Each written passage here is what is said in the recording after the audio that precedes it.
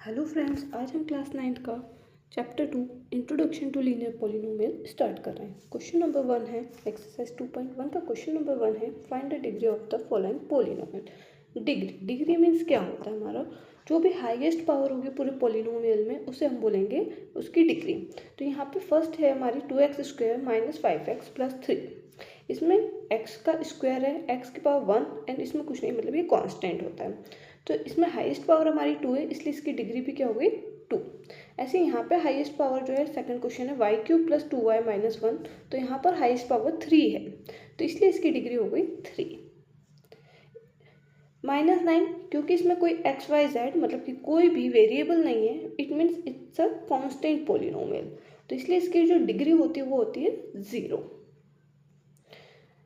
4z - 3, यहाँ पे z हमारा वेरिएबल है एंड इसकी पावर जो है वो कुछ नहीं दी है, मतलब कि वो 1 है, इसलिए इसकी डिग्री भी क्या हो गई 1 हो गई। जिस भी पॉलिनोमियल की डिग्री 1 होती है उसको हम बोलते हैं लीनियर पॉलिनोमियल। क्वेश्चन नंबर 2 है right polynomials of degree 1, 2 and 3। हमें खुद से अपना एक कुछ एग्जाम्पल देना है जिसमें हाईएस्ट डिग्री जो होगी वो 1 हो, एक में 2, एक में 3 का। जैसे हमने एक दिया है 3x + 5, यहाँ पे आप 4x - 3 भी दे सकते हैं, या फिर ओनली 4x भी लिखेंगे तो भी वो हमारा डिग्री 1 का एग्जाम्पल होगा। डिग्री 2, तो डिग्री 2 में हमने एग्जाम्पल दिया 2x² - 7x + 4।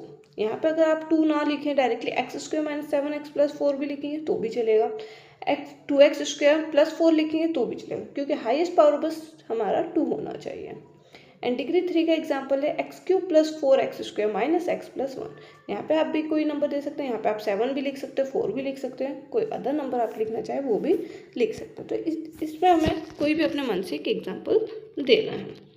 Question number 3, what are the coefficient of x² and x³ in the polynomial x की पावर 4 - 3x³ + 6x² - 2x + 7। तो कोएफिशिएंट, सबसे पहले कोएफिशिएंट क्या होता है हमें ये पता होना चाहिए। जो भी हमारे वेरिएबल होते हैं, जैसे ऊपर वाले क्वेश्चन में हमने देखा वेरिएबल है x², तो इसके आगे जो नंबर लिखा था, क्या नंबर लिखा हमारा 4, तो 4 प्लस का 4 है, इसलिए +4 उसकी क्या हो गई कोएफिशिएंट। अगर x³ है तो ये हमारे वेरिएबल है, तो वेरिएबल के आगे कोई नंबर नहीं लिखा है, मतलब 1, तो x³ का कोएफिशिएंट हो जाता है 1। तो यहाँ पे जो हमें पॉलिनोमियल दे रखा है वो है x4 - 3x³ + 6x² - 2x + 7। तो यहाँ पे x की पावर 4 है, इसका कोएफिशिएंट हो गया 1, x³ का कोएफिशिएंट हो गया -3, x² का कोएफिशिएंट हो गया 6, x का कोएफिशिएंट हुआ -2, 7 का कोएफिशिएंट हो गया 7, क्योंकि वो एक कांस्टेंट टर्म है तो इसमें कोएफिशिएंट लिखने की ज़रूरत नहीं है। पर हमसे सिर्फ पूछा है x² एंड x³ का, तो x² है, x² का हो गया हमारा 6 एंड x³ यहाँ पे जो कि 3 दे रखा है, इसलिए x³ का हो गया -3, क्योंकि यहाँ पे हमारा साइन माइनस का था। क्वेश्चन नंबर 4 है what is the coefficient of z in the polynomial 4z³ + 5z² - 11।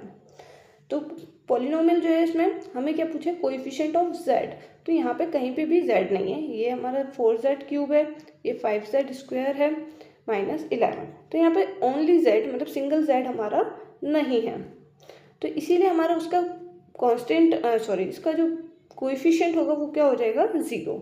जब अगर वहाँ पे कोई भी जिसका भी हमें वेरिएबल का कोएफिशिएंट पूछा है, अगर वो नहीं है तो उसका कोएफिशिएंट हम 0 मानते, क्योंकि 0 से कुछ भी मल्टीप्लाई होगा वो 0 हो जाता है, इसीलिए वो हमें लिखा नहीं है। नेक्स्ट है question number 5, what is the constant term of the polynomial 9x³ + 5x² - 8x - 10। अभी आगे हमने क्वेश्चन में देखा था कांस्टेंट टर्म कौन सी होती है, जिसके आगे कोई भी वेरिएबल ना लिखा हो, तो यहाँ पे जो है वो है 10, तो 10 के आगे कोई वेरिएबल नहीं लिखा है, तो इसलिए हमारा आंसर क्या होगा -10 ही हमारी कांस्टेंट टर्म हो जाएगी। ये बहुत सिंपल एक्सरसाइज है, ये एक्सरसाइज मोस्टली हमें टिक द करेक्ट में ही पूछी जाती है। उम्मीद करती हूँ आपको ये समझ में आई होगी। नेक्स्ट एक्सरसाइज 2.2 हम नेक्स्ट वीडियो में करेंगे। अगर आपको कोई भी डाउट होता है, आपको कोई दिक्कत होती है, प्लीज़ आप कमेंट में बताएं। Thank you so much. Please like, share and subscribe.